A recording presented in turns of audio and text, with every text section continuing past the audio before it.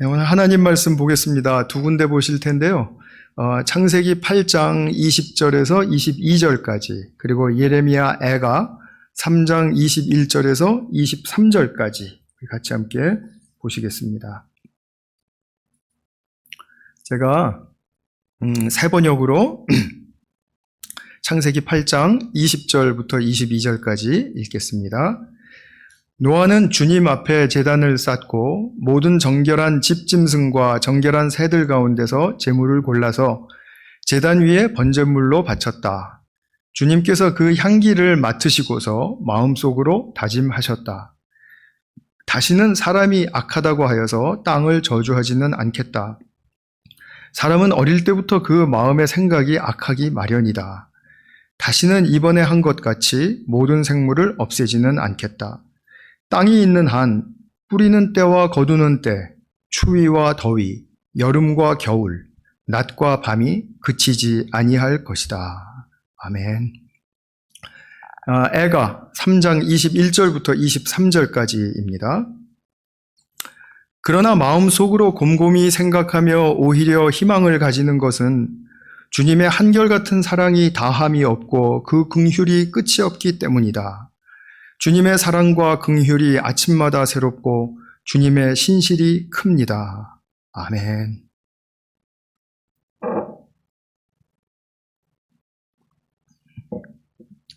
우리가 지난 3시간에 걸쳐서 노아를 중점으로 해서 이제 살펴보았습니다.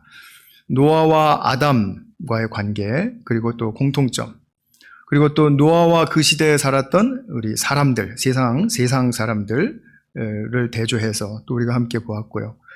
또 지난주에는 노아와 방주 안에 있는 가족과 피조물들, 노아와 그들 간의 관계, 또 거기서 우리가 무엇을 배울 수 있는가 하는 그런 측면에서 말씀을 나누었습니다.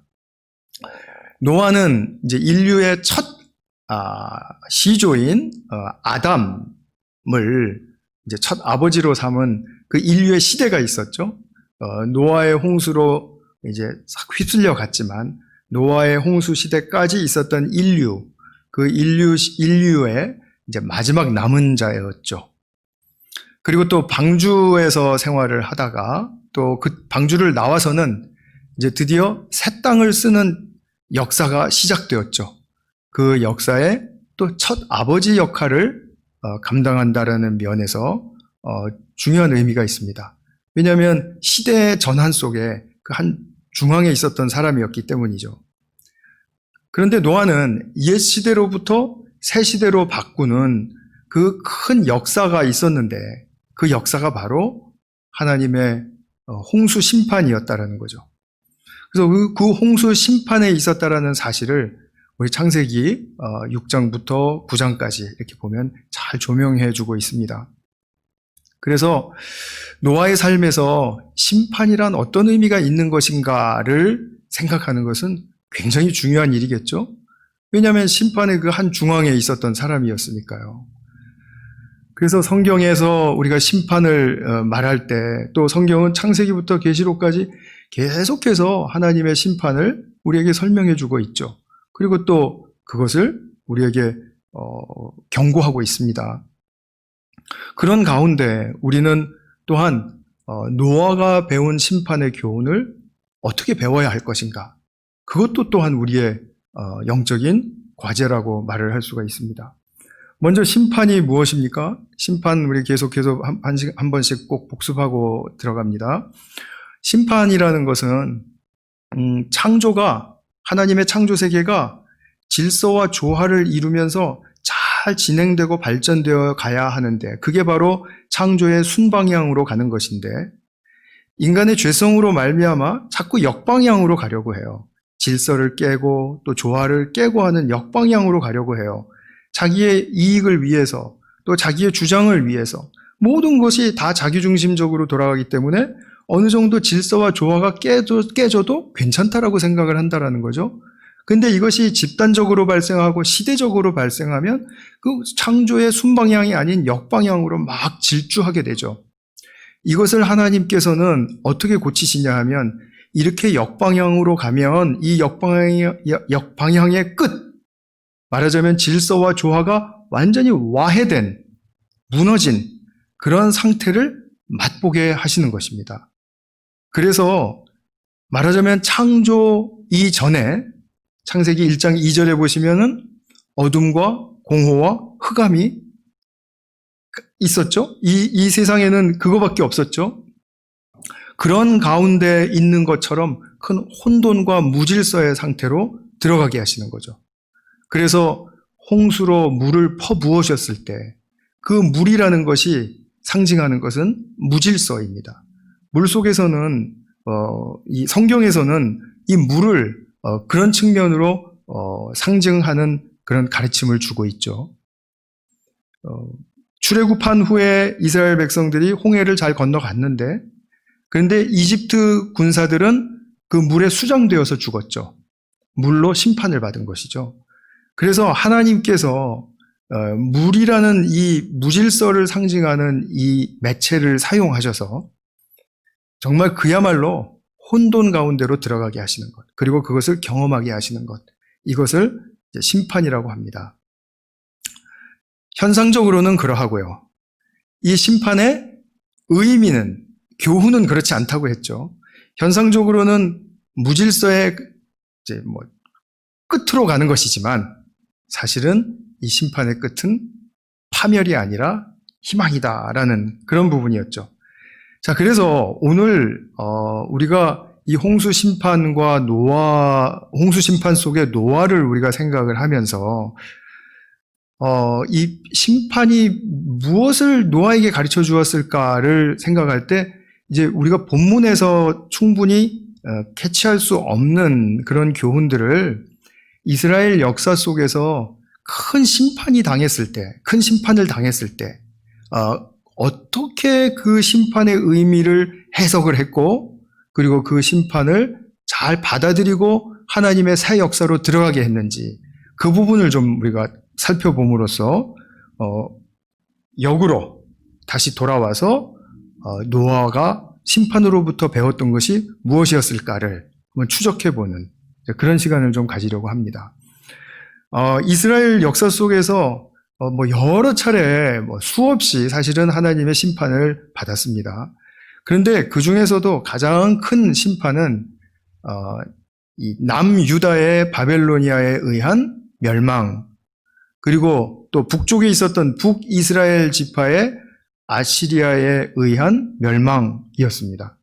이 두 이제 심판 사건은 사실 이스라엘 역사 속에서 굉장히 큰 의미를 이제 차지하고 있죠. 오늘 이러한 심판 속에 하나님의 그 위대하시고 선하심을 재발견하고, 그리고 또 구원과 회복에 대한 확신을 심판 속에서도 가질 수 있었던 그런 선지자들을 우리가 좀 살피면서 제가 말씀드렸듯이 노아 또한 심판 속에서, 심판의 맥락 속에서 무엇을 발견하고 어떤 삶을 기대하고 또 결단하게 되었을지를 한번 살펴보겠습니다. 이것은 우리가 요즘 팬데믹 상황에서도 정확하게 적용이 될 수 있는 그런 내용이라고 생각합니다. 우리가 이런 가운데 무엇이 우선순위가 되어야 하는가?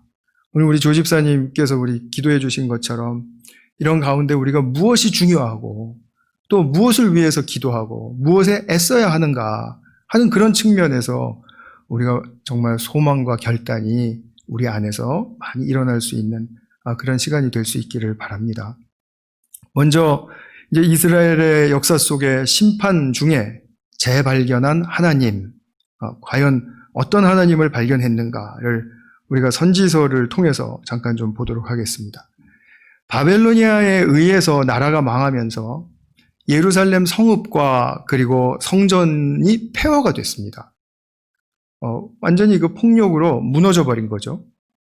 그리고 백성들은 모두 다 포로로 잡혀갔고 사회적으로나 종교적으로나 국가적으로 모든 가치를 다 잃어버렸습니다. 그러니까 존재가 없는 것과 같은 존재가 되어버린 것입니다. 그러니까 이 사람들에게는 가치가 없는 그런 존재가 되어버렸다는 거죠.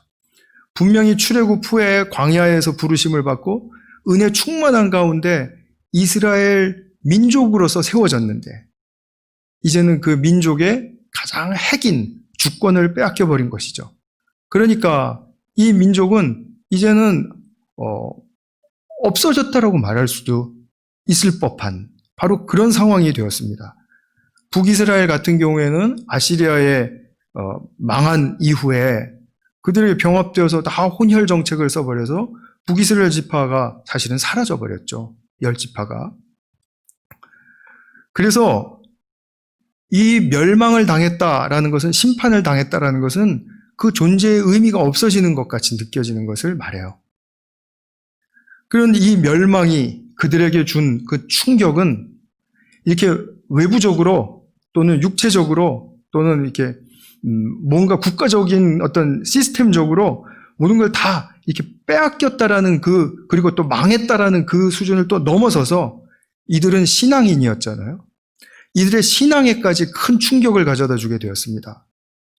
왜 그랬냐 하면 이 사람들은 자기들을 불러주시고 세워주신 그 창조주이시고 구원주이신 여호와 하나님이 우리와 늘 함께 하시겠다고 약속을 하셨기 때문에 자기들은 결코 망할 수 없다라고 확신했어요. 그런데 이 확신에 큰 균열이 온 것입니다. 자기들과 함께 영원히 계시리라고 믿었던 그 근거는 무엇이었습니까? 성전. 그들에게는 성전이 있었죠? 그 성전에 하나님이 계신다. 하나님이 그런데 계시는데 이분은 영원하시고 이분은 전능하시기 때문에 이 영원하고 전능하는 주님이 자기들과 함께 계시는데 어떤 환란이 닥쳐도 우리는 건재할 것이다. 안전하고 우리는 오히려 그런 것들을 헤쳐나가고 이 세계에 우뚝 설 것이다. 이런 어떤 신념이 있었는데 이 신념에 큰 충격이 가해진 것이죠. 그래서 이들에게는 외부적으로는 뿐만이 아니라 내면적으로 굉장히 큰 혼동이 닥쳤습니다. 주님이 우리를 떠나셨나? 그러면 약속을 지키시지 않는 분이네. 무능하신가? 그러면 창조의 역사는 무엇이야? 이런 어떤 기존에 자기들이 이렇게 세워놓았던 그런 신앙의 교리적인 확신들이 다 깨져버린 거죠. 그리고 큰 불안에 사로잡히게 된 거죠. 그런데 이런 충격받고 그래서 불안해진 이런 생각들은 포로로 잡혀간 다음에 선지자들에 의해서 180도 바뀌게 됩니다. 새로운 차원으로 생각이 바뀌게 돼요. 그것은 무엇이냐면 성전에만 계신다라고 믿었던 주님이 바벨로니아라는 이 혹독한 이방 땅 가운데에서도 계시더라는 거죠. 그것을 발견한 거죠. 그러니까 이 사람들은 아주 큰 사고의 이 변화를 가져오게 됩니다. 그러니까 말하자면 사고의 전환이에요. 그리고 그 가운데 주님 말씀하시는 것을 선지자들을 통해서 들어보니까 이 성전을 초월해서 그 이상으로 회복을 약속하시는 하나님을 다시 만나게 된 것입니다. 그러니까 그들에게는 자기들이 가졌던 신앙의 그 차원을 완전히 신앙의 차원을 전환시켜서 한 걸음 더 도약한 것이죠.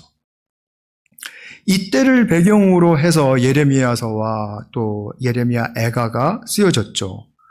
오늘 읽은 애가 본문은 너무 유명한 구절입니다. 그죠? 주의 성실이 크시고 아침마다 새롭고 그래서 주의 신실하심을 믿습니다. 그리고 복음성가에도 우리 많이 부르는 그런 가사이죠.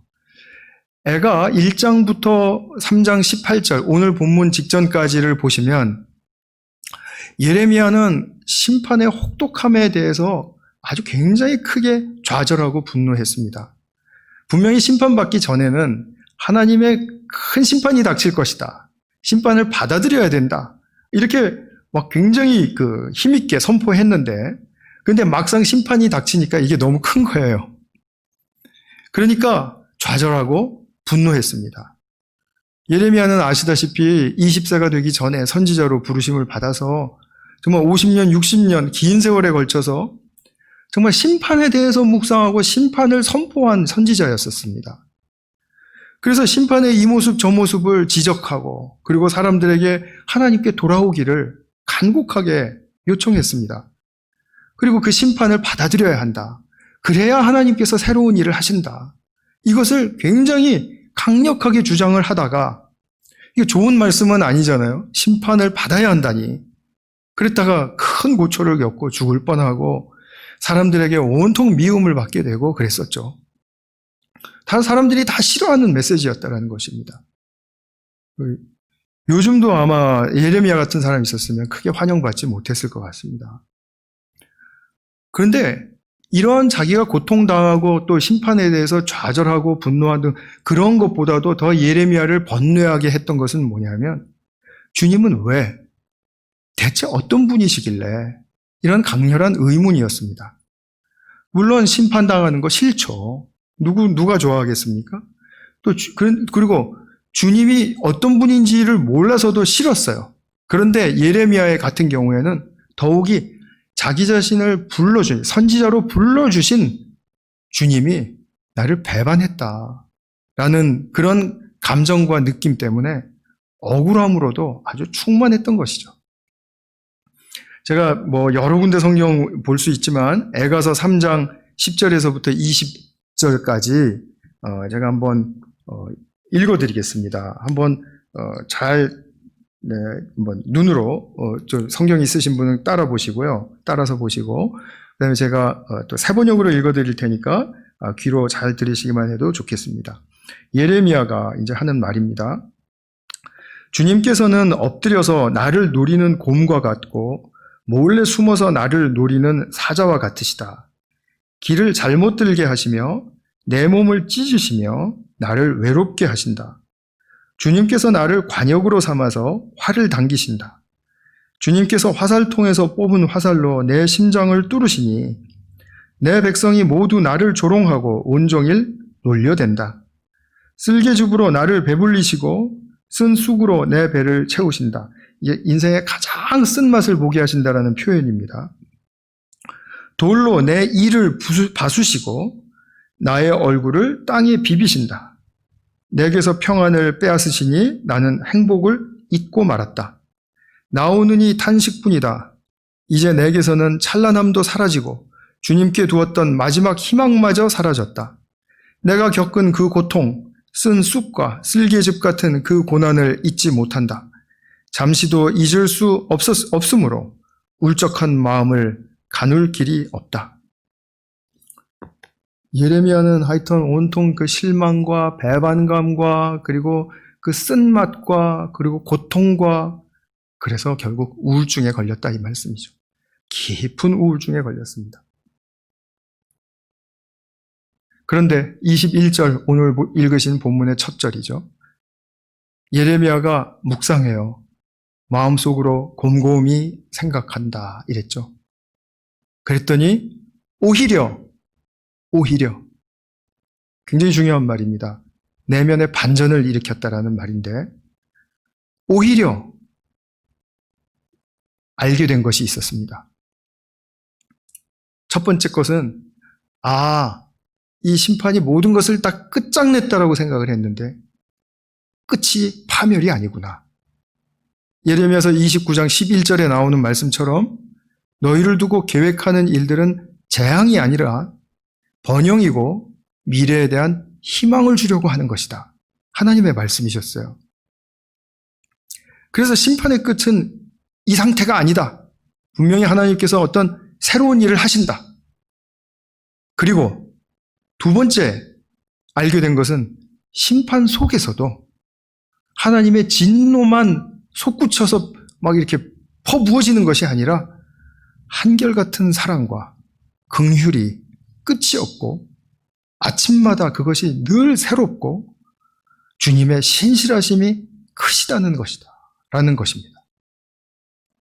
즉 심판 가운데서도 당신의 자비와 사랑으로 주관하시고 있고 그리고 그 자비와 사랑에 근거하고 기초한 회복을 약속하시는 주님이시다라는 거죠.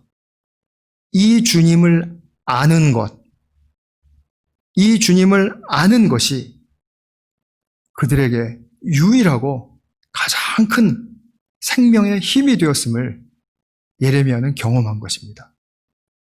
근데 이것은 예레미야만 경험하라고 하시는 하나님 되심이 아니세요. 하나님을 믿는 모든 백성들이 어떠한 환난과 고통 속에 있다 할지라도 당신의 자비와 사랑으로 우리를 새롭게 회복하신다라는 그런 주님의 성품을 만나고 알게 되는 것, 그것이 바로 우리의 삶의 진정한 활력이 되는 것입니다. 이 삶의 활력을 놓쳐버리면 우리는 그냥 왔다가 지나가는 어떤 우리를 잠시 들뜨게 하고 잠시 기운을 솟게 하는 그런 것에 매달리고 그것만 달라고 기도할 가능성이 크죠. 그러나 그 어떤 무엇이 없다 할지라도 주님의 사랑과 자비를 만나고 주님이 그러한 분이라는 것을 알게 될 때 그것은 바로 우리에게 큰 생명의 힘이 되는 것입니다. 지난주에 보셨던 에스겔서의 관용구 우리 기억하시죠? 내가 하나님 말씀입니다. 내가 뭐뭐 이렇게 이룰 것이다. 행할 것이다.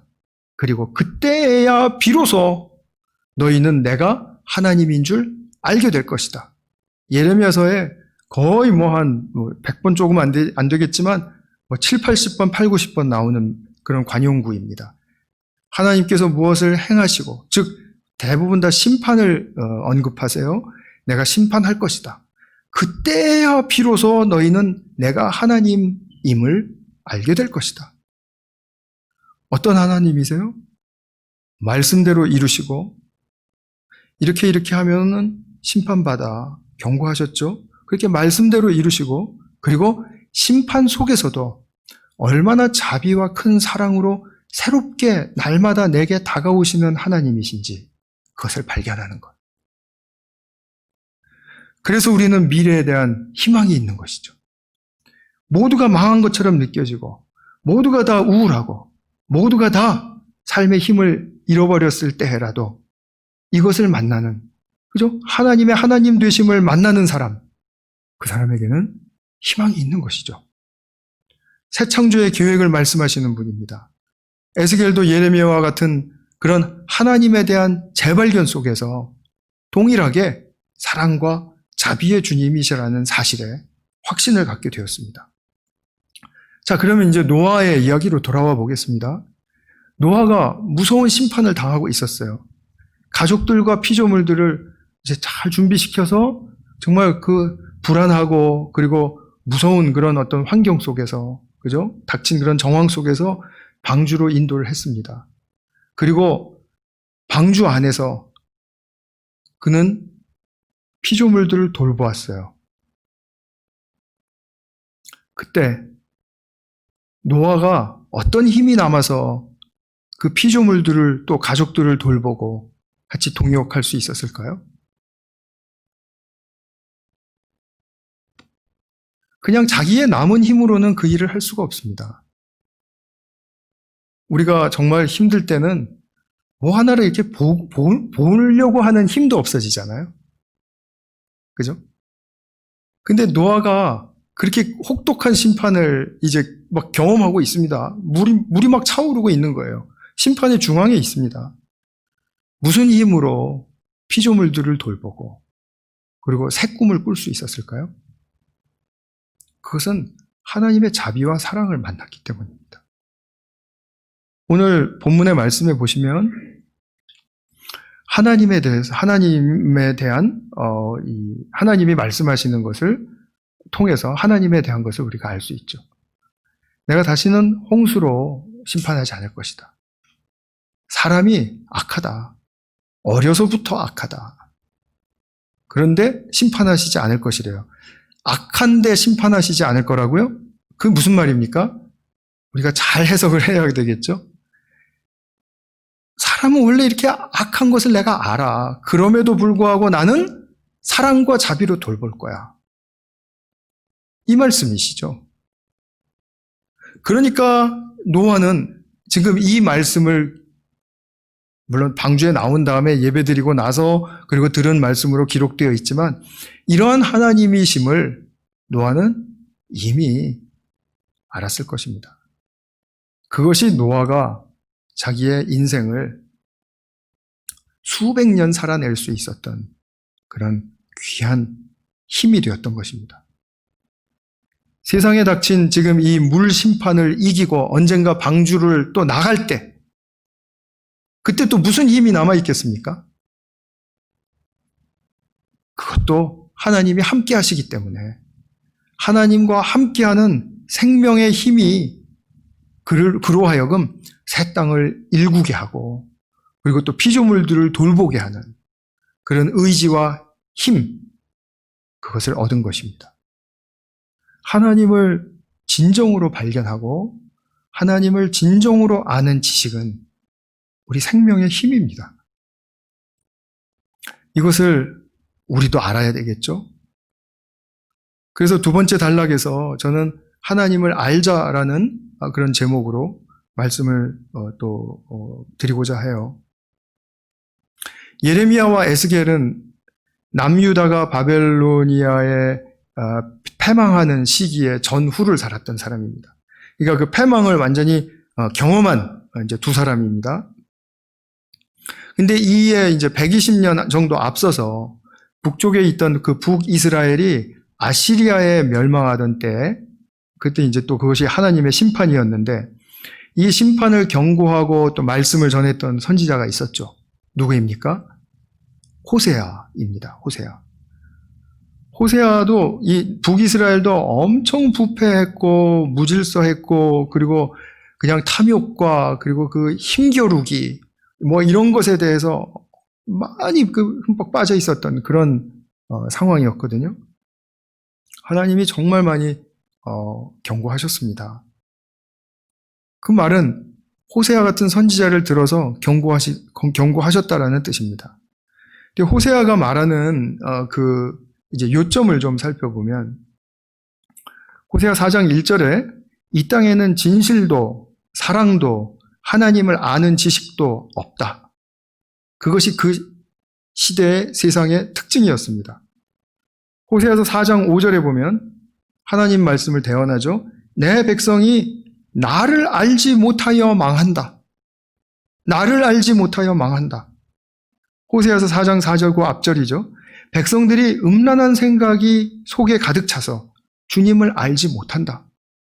음란한 생각이 가득 찼다라는 것은 일부러 가지려고 하는 음란함입니까? 아니죠. 이거 거의 집착과 이 중독에 거의 해당하는 그런 생각들을 말하는 거죠. 그러니까 한 번 빠지면은 거기서 잘 헤어나오지 못하게 되는 그런 우리의 집착적인 성향이 있죠. 그것이 대상이 하나님이 아니라 하나님이 아닌 어떤 다른 것일 때 하나님은 그것을 우상이라고 부르시잖아요. 즉 우상에 대한 집착은 음란한 생각이죠. 그러니까 꼭 성적으로 음란한 생각도 들어가겠지만 그것과 더불어서 한번 생각을 해보자는 거죠. 주님을 알지 못한다라는 겁니다. 그러면 주님을 알 수가 없다라는 겁니다. 그래서 호세아 메시지의 핵심은 뭐냐면 하나님을 알지 못해서 이들이 어긋나기 시작했고 이런 부패한 상황에 이르렀다. 이것입니다. 그런데 호세아도 한 가지 살 길을 말해주죠. 한 가지 살 길. 6장 2절 3절에 보면 주님을 애써 알자. 주님을 알자. 우리가 주님을 애써 알자. 우리가 주님 앞에서 살 것이다. 주님 앞에서 사는 것이 진짜 인생이다.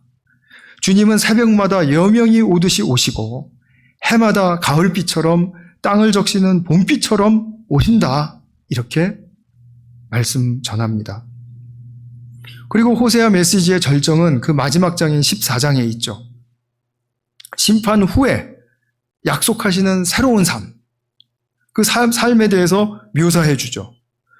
성경의 큰 숲보기 시리즈 설교 속에서 호세아서를 다룰 때 제가 이 부분 말씀드렸는데요.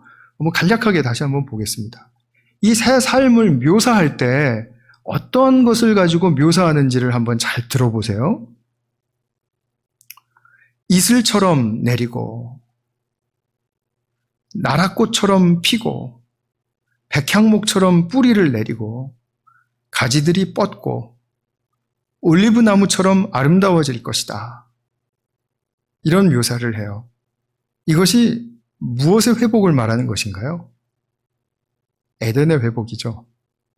다른 말로 또 잠깐 조금 바꾸면 창조의 회복이죠. 질서와 조화를 이룬 창조의 회복의 상태로 하나님께서 이끌어 주실 것이다. 이것이 바로 약속이세요. 지금은 아니에요. 지금은 하나님의 질서와 조화가 깨어졌습니다. 깨어진 상태에서 그 심판이라는 그 혹독한 과정을 겪고 나면 하나님께서 새롭게 그 창조의 회복을 일으켜 주실 것이다. 그래서 이것을 다시 창조해 주신다라는 의미에서 새 창조라고 이야기하는 거죠. 자, 그러면 에스겔도 또한 하나님에 대해서 무엇을 아는 것입니까? 심판을 통해서 이루실 새 삶. 그죠?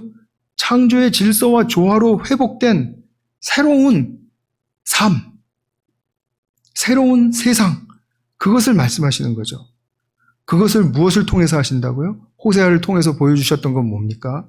호세아가 그 음란한 아내 고멜을 자꾸 데려다가 이제 계속해서 사랑해 주는 것은 무엇을 의미합니까? 하나님의 사랑이지 않습니까? 그래서 호세아는 자기의 그 삶 자체로 주님이 자비와 사랑이시다 라는 것을 전하는 것이죠.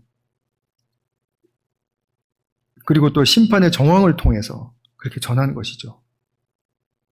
우리가 하나님의 심판에 대해서 자꾸 이제 야속하고 지나치게 뭐라 그래야 되나요? 야속하게 생각하고 또 너무 지나치다고 생각하고 너무하셨다. 뭐 이렇게 생각하는 경향이 이 심판의 강도가 점점 세질수록 이제 생깁니다. 근데 하나님은 그것에 대해서 연연치는 않으세요. 예전에 우리 학교 다닐 때 선생님들이 막 화가 나가지고요. 우리에게 기합 주던 때를 기억하시죠? 한 번도 그런 기억이 없으신 분들 없을 거라고 생각이 됩니다. 지금 생각해보면 그 선생님이 자기가 분에 못 이겨서 기합을 줬는지 아니면 진짜 사랑의 아픈 마음으로 우리에게 기합을 주었는지 그 지금 분별이 되고 가늠이 되시죠. 그때는 굉장히 야속했죠. 괴로웠고요. 그리고 선생님이 미웠죠. 근데 이상하게 세월이 지나가면 사랑으로 기합을 준 선생님들은 속에 아직도 남아 있습니다. 그리고 지금도 느껴지는 그 선생님의 선함과 무엇보다도 선생님다움이 느껴지죠. 그분은 그래 진짜 선생님이셨어. 이렇게 느껴지죠. 그 기합은 나를 새롭게 해주는 계기가 되었던 것이 분명합니다. 우리가 이것을 하나님께 적용을 해보면 물론 사람과 하나님을 비교한다는 건 뭐 얼토당토 않지만 어쨌든 이런 그 좀 비유적인 어떤 이야기들을 통해서 보면 하나님이 허용하시는 고난과 재앙 그리고 요즘 팬데믹과 같은 것 이런 것 자체들은 모두 다 괴로움을 줍니다. 우리 모두를 괴롭게 합니다.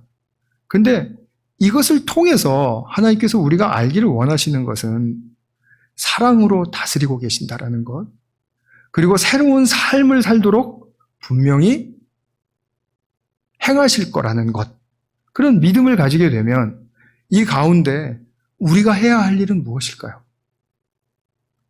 정말 주님의 자비와 사랑을 재발견하고 싶은 마음이 우선순위에 있어야죠. 그리고 주님을 사랑할 줄 알게 된다면 더욱더 그것은 큰 축복이죠. 이것에 우리가 총력을 기울여야 되는 것입니다. 물론 우리가 뭐 방역 지침이 있고 뭐 조심해야 되고 이런 것들 다 따라야 돼요. 그거 중요하지 않다라는 얘기가 아닙니다. 그런 것들을 다 감당하면서도 우리가 이것을 극복하기 위해서는 진정으로 새로운 삶으로 하나님이 의도하신 대로 들어가기 위해서는 하나님의 자비와 사랑을 재발견해야 한다는 것입니다. 요즘 우리 이 팬데믹 상황은 초유의 위험 상태 아닙니까? 허리케인이나 산불이나 건축물 붕괴, 전쟁 이런 것들은 딱 일단락이 있어요. 그런데 이런 재앙도 물론 일단락이 있고 무섭고 위험하지만 보이지 않는 바이러스가 지금 지구 곳곳에 동일한 것들이 곳곳에 전염으로 말미암아 퍼진 이 상태는 스케일이 너무 커서 사실 우리의 지각으로는 잘 상상하기 힘들 정도 아닙니까? 이 상황이 우리가 괜찮다 하는 사람 없어야죠. 그죠? 어떤 소수의 사람들처럼 하고 싶은 거 다 하고 가고 싶은데 다 가고 그러면 안 되겠죠.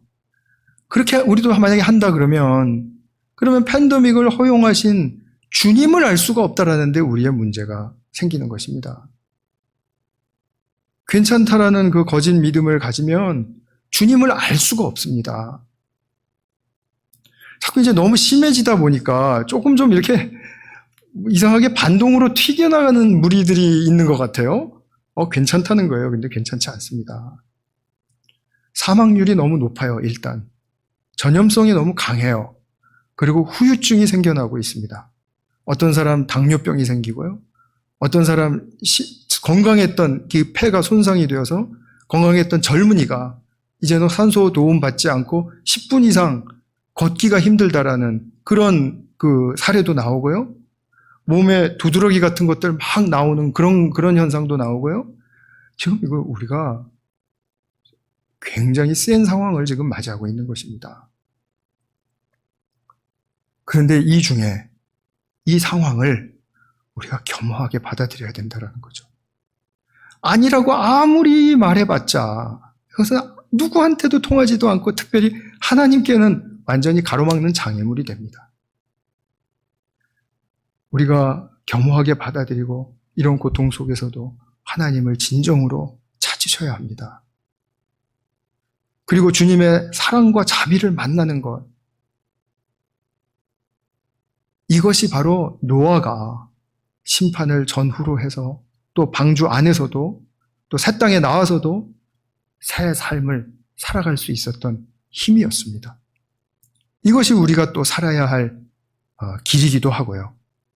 그래서 제가 마지막으로 부탁드리고 싶은 것은 여러분 하나님의 자비와 사랑을 어떻게 만나시죠? 말씀을 가까이 대하셔야죠. 제가 하루 종일 성경 읽으라고 말씀드리지 않습니다. 하루에 15분에서 30분. 그걸 그냥 건성으로 읽지 마시고 진정으로, 진심으로, 그리고 묵상하시고, 그리고 묵상하시는 그 기도 시간이 또 필요해요. 또 15분. 그래서 주님을 바라보며 사랑을 고백하기까지 주님과의 만남을, 이러한 주님과의 만남을 게을리하지 않으시기 바랍니다. 이거는 본인이 스스로 결단하고 또 선택해야 하는 문제이기 때문에 여러분들의 의지를 주님께 맡겨 올려드리는 심정으로 말씀드립니다. 주님이 어떤 분인지를 아는 것, 말씀에 집중해야만 가능합니다. 이것이 우리 삶의 창조의 회복의 길을, 즉 새 창조의 회복의 길을 열어줍니다. 그래서 날마다 주님을 아는 기쁨으로 채워지는 모든 성도님들 되시기를 진심으로 축복합니다. 우리 같이 한번 기도하겠습니다. 사랑하는 아버지 하나님, 이 세상에는 하나님이 허용하시고 주관하시는 심판의 사건들이 참 많이 있었습니다. 그때마다 우리는 심판이 한 단락 끝나면 안위하고, 그리고 다시는 이런 심판 또는 이런 재앙 허락하지 말아달라고 그렇게 기도하곤 했습니다. 그러나 주님은 계속해서 역사를 통해서 어떤 때는 더욱 혹독한 이런 상황으로 우리 모두가 다 봉착하게 하십니다. 그 목적은 주님이 우리를 파멸시키려고 하시는 것이 아니라 날마다 우리에게 새롭게 은혜와 사랑으로 찾아오시는 주님을 만나게 해주시려고, 또 그 너머에 정말 주님이 계획하시고 약속하시는 새로운 창조의 삶으로 회복시켜 주시려고 하시는 그런 복된 주님의 뜻이 있으심을 믿습니다. 그래서 우리가 정말 진정한 믿는 자들 되어서 하나님의 그 놀라운 자비와 사랑의 힘으로 우리의 삶을 잘 감당해 갈 수 있는 그런 복된 아들, 딸들 되게 하여 주시옵소서. 우리 구주 예수 그리스도의 이름으로 기도하였습니다. 아멘.